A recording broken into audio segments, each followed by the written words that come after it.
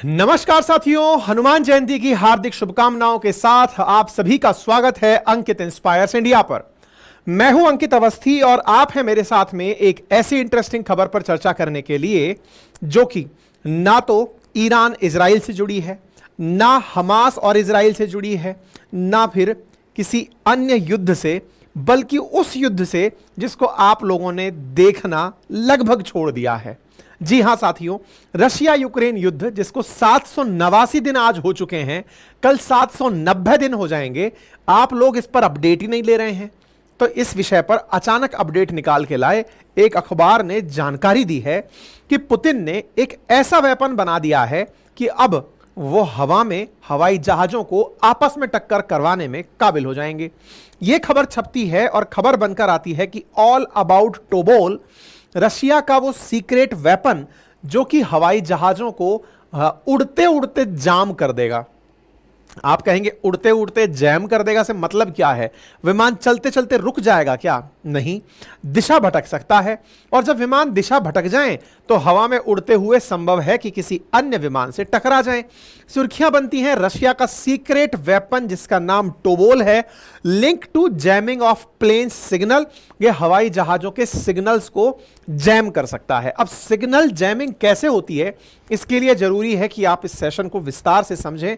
Signals का महत्व क्या है, हवाई जहाज उड़ता कैसे है, टोबोल क्या कर सकता है, और इस बात को, खबर को सुर्खी में देने से पहले ऐसे कौन से डेटा का संकलन किया गया जिससे यह पता चला हो कि टोबोल कुछ कर रहा है। तो ऐसी स्थिति में आज आपको जानकारी देंगे क्योंकि रूस का सीक्रेट हथियार टोबोल सुर्खियों में है, और यह सुर्खियों में इसलिए भी है कि इससे एलन मस्क को काफी नुकसान हो सकता है। विषय पर विस्तार से चर्चा करेंगे। गुजारिश पहले कर लेते हैं, चैनल पर नए हैं तो सब्सक्राइब कर लें ताकि भविष्य में ऐसी और जानकारी आपको रोचक तरीके से मिलती रहे। पढ़ने लिखने से संबंध है तो हमारे अपनी पाठशाला एप्लीकेशन ज्वाइन कर लें। एप्लीकेशन पर आपको हमारे बहुत से कोर्सेज मिलेंगे और उन कोर्सेज में से हमारा RAS के लिए जो नटराज बैच है वो भी खास है। उसमें हम एथिक्स पढ़ा रहे हैं, तो एथिक्स का बैच भी आप लोगों के लिए उपलब्ध है, और साथ में हमारे GS के रिकॉर्डेड बैच और विशेष कूपन सुविधा के साथ प्रीवियस स्टूडेंट्स के लिए कोर्स उपलब्ध हैं। साथ ही साथ हमारे नोट्स भी आपके लिए उपलब्ध हैं जिन्हें आप अपनी पाठशाला से हैंड रिटन नोट्स को 1999 के अंदर घर पर कुरियर करवा के मंगवा सकते हैं।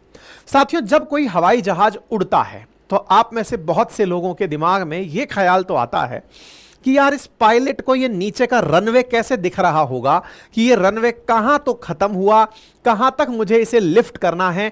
क्योंकि हवाई जहाज को अगर ध्यान से देखें तो इसकी ये जो निकली हुई नोज है, इसके पीछे कहीं पायलट बैठा हुआ है। उस पायलट को एयर स्ट्रिप और एयर स्ट्रिप से आगे की चीजें तो दिखती नहीं। हम कार चलाते हैं, बॉनेट से आगे का रास्ता तो दिखता नहीं है, तो इन्हें कैसे पता चलता है कि ये एयर स्ट्रिप के आगे कोई नहीं है और एकदम स्पेस क्लियर है, नीचे कोई दूसरा हवाई जहाज नहीं है जिससे टकराने का डर ना हो।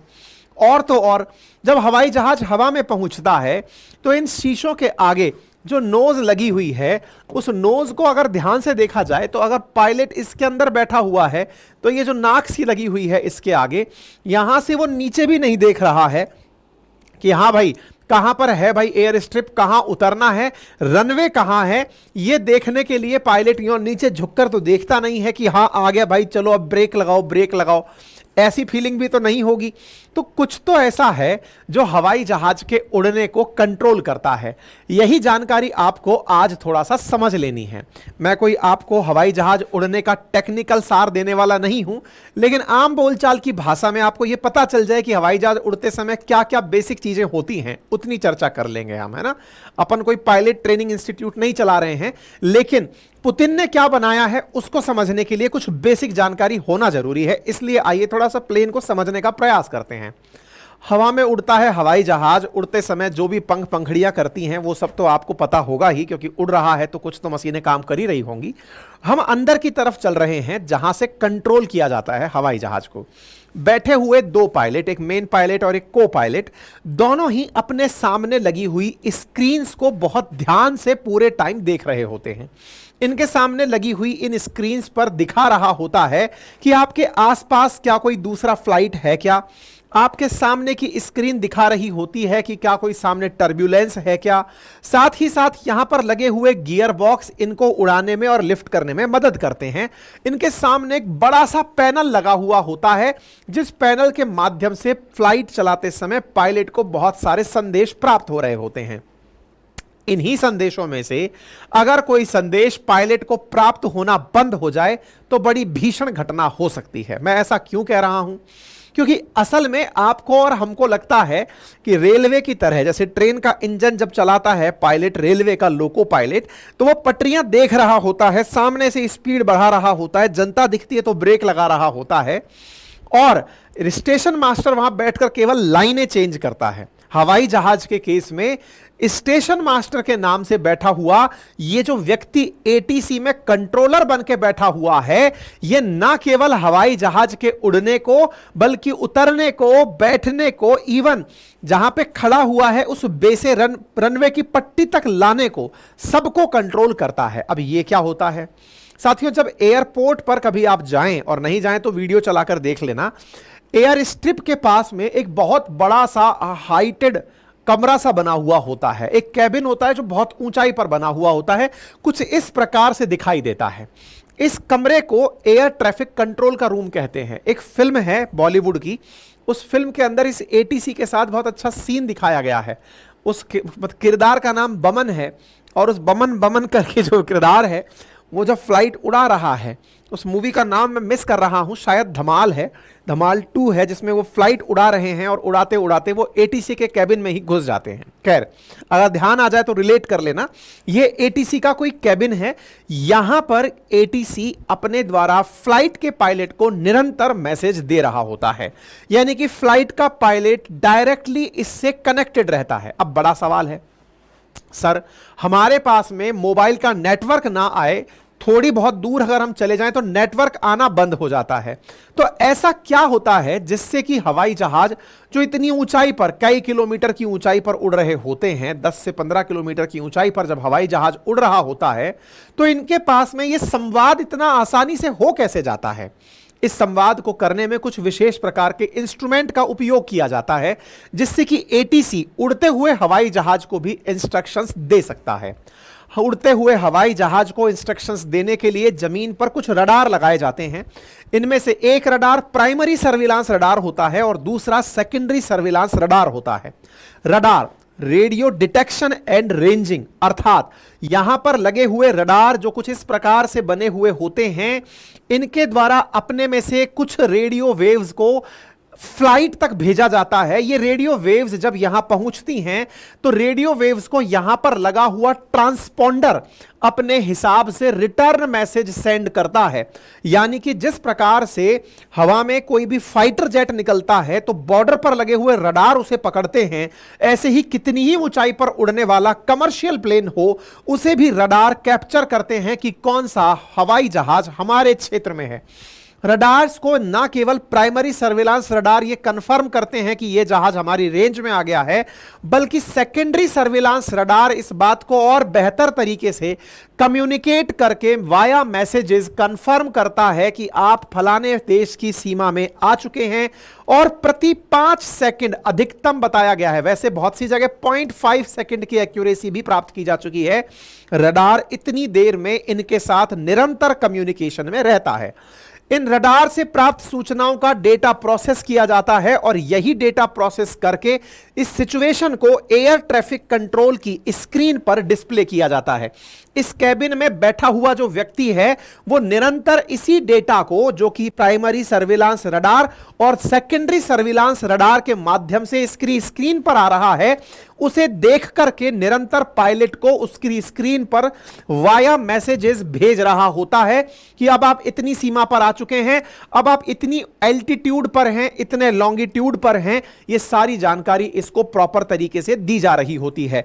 धरती से कितनी ऊंचाई पर हैं आप, कौन से लॉटिट्यूड पर चल रहे हैं, ये सारी जानकारी, लैटिट्यूड कौन सा है, लॉन्गिट्यूड कौन सा है, एल्टीट्यूड कौन सा है, एटीसी द्वारा फ्लाइट में बैठे हुए पायलट को सारी जानकारी दी जा रही होती है। सामान्यतया जो रडार फ्लाइट को सूचना भेजने के लिए, ये चेक करने के लिए कि हां भाई आप कौन हैं, कहां से आ रहे हैं, कौन सी फ्लाइट है, अपना परिचय दें, इसके लिए कुछ अलग मेगा हर्ट्ज पर भेजी गई फ्रीक्वेंसियों का उपयोग किया जाता है। और वहीं फ्लाइट के बाद में उसको प्रॉपर दिशा बताने के लिए कि आप कितना ऊंचाई पर हैं, अब आप इतना पर आ गए हैं, आप इतना पर आ गए हैं, उसके लिए अलग हर्ट्ज की फ्रीक्वेंसीज का उपयोग किया जाता है। ठीक है साहब, तो इसका मतलब यह हुआ कि जब फ्लाइट आसमान में होती है तो पहला मैसेज जब वो एटीसी से प्राप्त करती है तब भी उसको कहीं ना कहीं से रडार से ही मैसेजेस भेजे जाते हैं। जब वो सेंटर पर भी होती है तो भी उसको रडार से ही मैसेजेस के माध्यम से कम्युनिकेट किया जाता है, और जब वो लौट रही होती है तब भी रडार ही उसको कम्युनिकेट करके एटीसी से यानी एयर ट्रैफिक कंट्रोल से लगातार जानकारी दे रहे होते हैं। इसका मतलब यह हुआ कि एयर ट्रैफिक कंट्रोल जो टावर से मॉनिटर होता है वो पायलट को सारी जानकारी देता है, यानी कि पायलट पहले क्या उसके लिए रनवे खाली है, क्या पायलट उड़ने के लिए तैयार है, टेक ऑफ के लिए तैयार है, उसके आसपास का ग्राउंड क्लियरेंस है या नहीं, ये सारी जानकारी पायलट को टेक ऑफ के समय और लैंडिंग के समय दी जाती हैं। इतना ही नहीं, air root traffic control centre के द्वारा उसे और दूसरी जगह पर उड़ रही फ्लाइट्स की भी जानकारी दी जाती है कि जिस समय आप यहां लैंड करेंगे उस समय और फ्लाइट्स जो आसपास की हैं उनकी स्थिति क्या है। इसी ट्रैकॉन डिवाइस के माध्यम से 50 मील तक की डेस्टिनेशन की इसको जानकारी दी जाती है। अब साथियों इसको थोड़ा सा समझते हैं। Terminal radar approach control facility, जिसे ट्रैकॉन कहा जाता है, वो 40 मील दूर तक की जानकारी इसको देता है कि आसपास के क्षेत्र में क्या चल रहा है। लगभग आप मानकर चलें कि जितना भी रेंज में फ्लाइट उड़ रही हैं उन्हें प्रॉपर जानकारी ट्रैकॉन डिवाइसेस के द्वारा जब दी जाती है, मतलब फ्लाइट जब आसमान में होती है तो पूरी तरह से रडार से ही डायरेक्शंस प्राप्त करती है। लेकिन साहब कई बार समुद्र में भी फ्लाइट निकलती हैं, समुद्र के ऊपर से फ्लाइट क्रॉस होती हैं। विचार कीजिए कि अगर कोई फ्लाइट इंडिया से ऑस्ट्रेलिया जा रही है तो वो इंडियन ओशियन के ऊपर से उड़कर जा रही है। यूरोप से अगर अमेरिका जा रही है तो पैसिफिक ओशन के अटलांटिक ओशन के थ्रू वो उड़कर के जा रही है। अमेरिका से चाइना आ रही है तो पैसिफिक ओशन के ऊपर से उड़कर जा रही है। तो फिर ऐसी ट्रैकॉन डिवाइसेस तो लगा ही नहीं पाएंगे, नीचे जमीन पर लगाओगे कहां इन डिवाइसेस को। ऐसी स्थिति में फ्लाइट को कम्युनिकेट किया जाता है सैटेलाइट्स के माध्यम से जो पूरी दुनिया में उड़ रहे हैं। उन सैटेलाइट्स के माध्यम से फ्लाइट्स को मैसेजेस भेजे जाते हैं, जिन ट्रांसपोंडर्स के माध्यम से भेजा जाता है उन्हें एडीएस-बी रिसीवर और एडीएस-बी आउट ट्रांसमीटर के नाम से जाना जाता है। यानी फ्लाइट लगातार कम्युनिकेट करती रहती है। रडार का उपयोग और एडीएस-बी का उपयोग करके फ्लाइट की सारी लोकेशंस पता लगाई जाती रहती हैं। साथियों यहां पर जो मैं जानकारी आपको दे रहा हूं एडीएस-बी के बारे में, उसे आप केवल इतना समझ लीजिए कि ऑटोमेटिक डिपेंडेंट सर्विलांस जो मशीन है एडीएस-बी, इसी के द्वारा फ्लाइट की लोकेशंस को ट्रैक किया जाता है। अब इतनी सारी जानकारी मैंने आपको दे दी जो थोड़ी बहुत तकनीकी जानकारी थी। कुल जमा इतनी बकवास का सार अगर एक लाइन में निकाला जाए तो वो इतना है कि हवाई जहाज जब हवा में होता है तो उसके पास मैसेज सर्कुलेशन के लिए रडार होता है।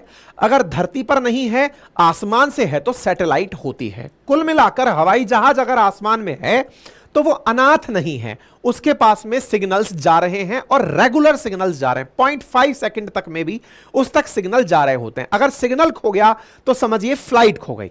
अब चर्चा आती है आज की। आज हम जो चर्चा कर रहे हैं टोबोल की, वो असल में है क्या?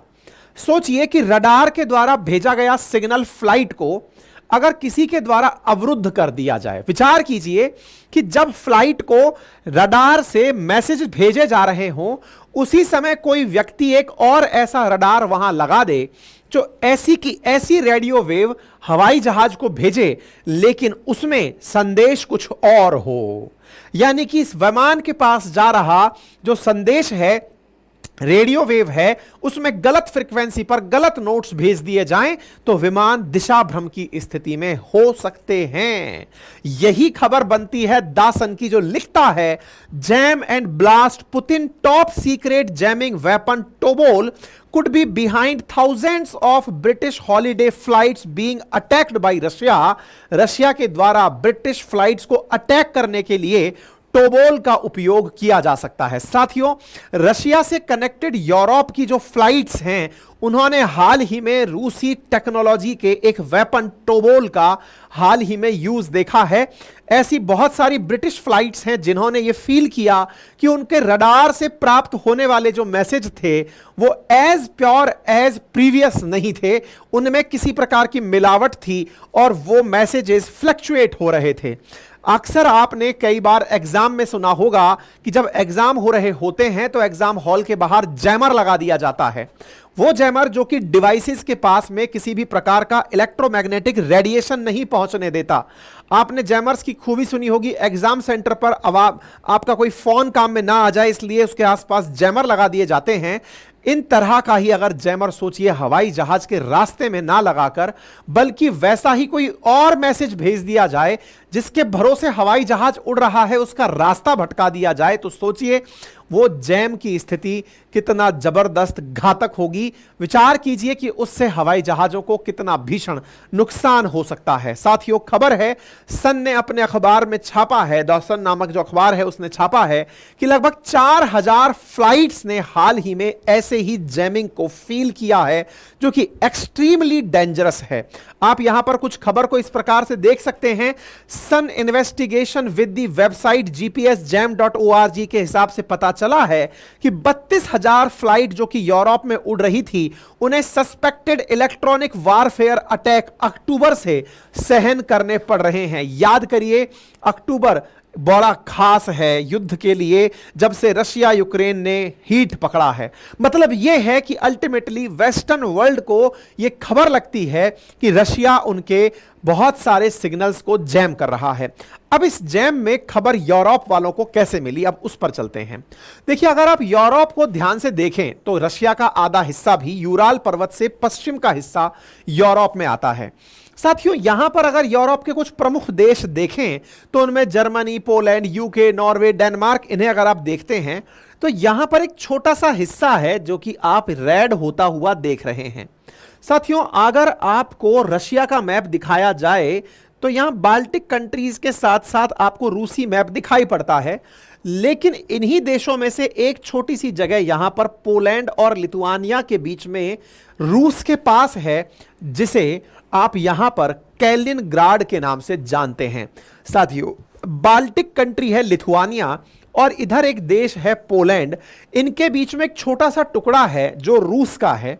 बाल्टिक सी में वो अपना मुखड़ा खोलता है। लगभग 10 लाख लोग यहां निवास करते हैं। कैलिनग्राड को रूस के द्वारा अपने खुद के सिक्योरिटी के लिए उपयोग में लिया जाता है। कहा जाता है कैलिनग्राड में बड़ी संख्या में वेपन्स रूस संग्रह करता है। कल को अगर कोई देश रशिया पर आक्रमण करे तो रशिया ने अपना एक छोटा सा हिस्सा कैलिनग्राड के नाम से बाल्टिक सी में बनाया हुआ है, जहां पर हैवी डिफेंस है, यहां पर बड़ी सारी सुरक्षा एजेंसीज लगी हैं। इंटरेस्टिंग बात क्या है, दुनिया भर की फ्लाइट जब यहां से उड़कर के कैलिनग्राड के आसपास से निकली तो उन्होंने कुछ विचित्र सीन देखा। कैसा सीन देखा, जरा यहां पर तस्वीरें देखते हैं। तस्वीरों को अगर आप ध्यान से देखें तो यह कैलिनग्राड का ऊपर से जूम करके लिया गया फोटो है। यहां पर दो आपको डोम सदृश बॉल जैसी संरचनाएं दिखाई दे रही होंगी। आपको यहां पर यह व्हाइट कलर, जिसको मैंने रेड कर दिया, ऐसी दो बड़ी बड़ी विशालकाय बॉल जैसी संरचनाएं दिख रही होंगी। कैलिनग्राड में रखी हुई इन्हीं बॉलों के बारे में कहा जा रहा है कि ये वो रडार हैं जो रूस के द्वारा उपयोग में लिए जा रहे हैं यहां से गुजरने वाली फ्लाइट्स को कंट्रोल करने के लिए। इंटरेस्टिंगली एक और चीज यहां देखने योग्य है कि कैलिनग्राड ज्यादा दूर नहीं है यूक्रेन से। बेलारूस, कैलिनग्राड, यूक्रेन, ये लगभग एक ही क्षेत्र में पड़ने वाले देश हैं। कहा जाता है कि यूक्रेन के द्वारा रूस पर हमला करने के लिए, साइबर अटैक करने के लिए, या फिर वो मिसाइल जो कि सैटेलाइट से मैसेज प्राप्त करके हमला करने जाती हैं, उनके अंदर सैटेलाइट नेविगेशन को अगर कैलिनग्राड में रखा हुआ ये टोबोल दिशा भटका दे तो मिसाइल अपने टारगेट पर हमला नहीं कर पाएगी। साथियों, आजकल गाइडेड मिसाइल का जमाना है।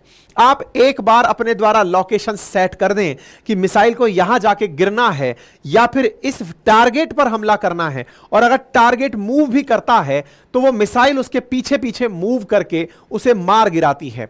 विचार कीजिए कि मिसाइल को प्राप्त होने वाला संदेश ही अगर किसी ने पॉइजन कर दिया या उसमें कोई मिलावट कर दी या फिर उसको इस प्रकार से भटका दिया कि वो मिसाइल ये समझ ही नहीं पाई कि हमें मैसेज क्या प्राप्त हुआ था, तो वो कारनामा टोबोल के द्वारा एक्सपेक्ट किया जा रहा है। कहा जा रहा है कि रशिया के द्वारा कैलिनग्राड में एयर डिफेंस सिस्टम के अंदर इस जैम और ब्लास्ट टेक्नोलॉजी का उपयोग किया जा रहा है जो दुनिया में एकदम यूनिक है। द वाशिंगटन पोस्ट ने भी इस बारे में कहा है और कहा है कि यह सैटेलाइट जैमिंग के लिए ओरिजिनल ब्रॉडकास्ट के साथ एक और सिग्नल मिला देते हैं जिससे उस सैटेलाइट के सभी यूजर्स को घिचपिच डेटा मिलने लगता है, यानी कि डेटा एक दूसरे के साथ में मिक्स एंड मैच हो जाता है, जिसका फाइनली सैटेलाइट से जो संदेश हवाई जहाज तक पहुंचना होता है वो नहीं पहुंच पाता है। विचार कीजिए, युद्ध के दौर में जब हर एक क्षण कीमती होता है, फाइटर जेट्स दुश्मनों पर बम गिराने जा रहे होते हैं, पूरा कम्युनिकेशन सैटेलाइट्स और रडार से चल रहा हो और उस समय कोई नीचे से बैठकर फर्जी मैसेजेस भेजकर उन सैटेलाइट से प्राप्त मैसेजेस को स्पॉइल कर रहा हो, उनकी दिशा भटका रहा हो, तो युद्ध का स्तर क्या होगा? यही सबसे इंपॉर्टेंट टोबोल की खासियत है। कहा जा रहा है कि रूस ऐसी 10 डिवाइस डेवलप कर चुका है जब से रशिया यूक्रेन कॉन्फ्लिक्ट चलना शुरू हुआ है। यह कोई वेपन नहीं है, यानी कि इसके मदद से किसी पर गोला नहीं गिराया जा रहा, बल्कि दूसरों के गोलों को प्रभावित किया जा रहा है। इसका एक और उदाहरण मिला साथियों। आपको मालूम होगा रशिया यूक्रेन युद्ध को अब 2 साल से ऊपर का समय बीत चुका है। ऐसी स्थिति में यूक्रेन ने जब शुरुआत में रशिया से झगड़ा किया या फिर जब हमला चला तो उस समय स्टारलिंक ने इन्हें इंटरनेट प्रोवाइड करने का कहा था। एलन मस्क की कंपनी है स्टारलिंक, जिसने कहा कि आपका बहुत नुकसान हो गया है, मैं आपको इंटरनेट देना चाहता हूं। लेकिन यूक्रेन ने उन प्राप्त स्टारलिंक की वेबसाइट से इंटरनेट का उपयोग ड्रोन के माध्यम से रूस पर हमला करने के लिए किया। तो फिर एलन मस्क ने साफ साफ मना कर दिया कि नहीं, आप मेरे स्टारलिंक इंटरनेट का उपयोग युद्ध में नहीं कर सकते। इसलिए यूक्रेन में एलन मस्क ने अपनी सेवाएं रोक दी। यह तो एक वर्जन है इस पूरी घटना का।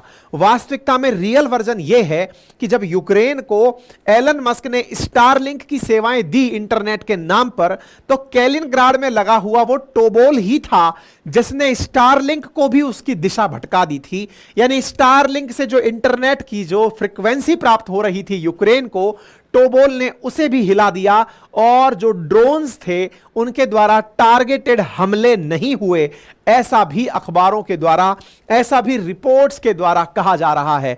मतलब यह ना केवल इंटरनेट, यह ना केवल हवाई जहाज के जीपीएस को हिलाता है, बल्कि सैटेलाइट के सिग्नल जो इंटरनेट के रूप में धरती पर आ रहे हैं उनकी भी दिशा भटकाने में कामयाब है। रशिया का यह वेपन आज के काल का नहीं, संभवतः भविष्य के लिए बहुत बहुत कामयाब होगा, क्योंकि फिलहाल ना केवल यूक्रेन का स्टारलिंक बल्कि 46,000 एयरक्राफ्ट ने ऐसा रिपोर्ट किया है कि जब वो बाल्टिक ओशियन से कैलिनग्राड के आसपास से उड़े हैं तो उन्हें अगस्त से लेकर पिछले महीने के मार्च के बीच में बहुत जबरदस्त तरीके से रडार के मैसेजेस में बहुत गड़बड़ दिखी है, फ्लक्चुएशंस दिखे हैं, उन्हें प्रॉपर तरीके से सारे डेटा प्राप्त नहीं हुए हैं। इससे आप अंदाजा लगा सकते हैं कि ये कितना नेक्स्ट लेवल का वॉरफेयर तैयार करने की तैयारी चल रही है। उम्मीद है कि आप लोगों को थोड़ी बहुत बेसिक्स इस बात की समझ में आई हो। बाकी इस रिपोर्ट को पहले भी कवर किया जाता रहा है, डिफेंस के अंदर भी और फोर्ब्स के अंदर भी, कि जीपीएस के सिग्नल को स्पूफ करने के लिए रूस के द्वारा निरंतर प्रयास किए जा रहे हैं। इस विषय पर अपडेटेड रहने के लिए चैनल को सब्सक्राइब कर लें। एलन मस्क के साथ फिलहाल के लिए स्टारलिंक की सेवाएं तो जुड़ी हैं, लेकिन यूक्रेन को इसकी सेवाएं नहीं मिल रही हैं क्योंकि एलन मस्क ने भी इसका नतीजा भुगत लिया है। फिलहाल के लिए इतना ही। अपना ख्याल रखें, चैनल को सब्सक्राइब कर लें। चैनल को सब्सक्राइब करने की बार बार गुजारिश इसलिए होती है ताकि आपको भविष्य में जब कभी भी हमारे सेशंस आए तो आपको उसका तत्काल अपडेट मिल जाए। बाकी अगर आप पढ़ने लिखने से संबंध रखते हैं तो राजस्थान प्रशासनिक सेवा की तैयारी का फाउंडेशन बैच हमारे द्वारा चल रहा है। एथिक्स की क्लासेस उपलब्ध हैं अपनी पाठशाला एप्लीकेशन पर। साथ ही हमारा प्रीवियस रिकॉर्डेड क्लास उपलब्ध है, आप उसे जाकर के एक्सेस कर सकते हैं। आप हमारे हैंड रिटन नोट्स भी अपनी पाठशाला एप्लीकेशन से एक्सेस कर सकते हैं। फिलहाल के लिए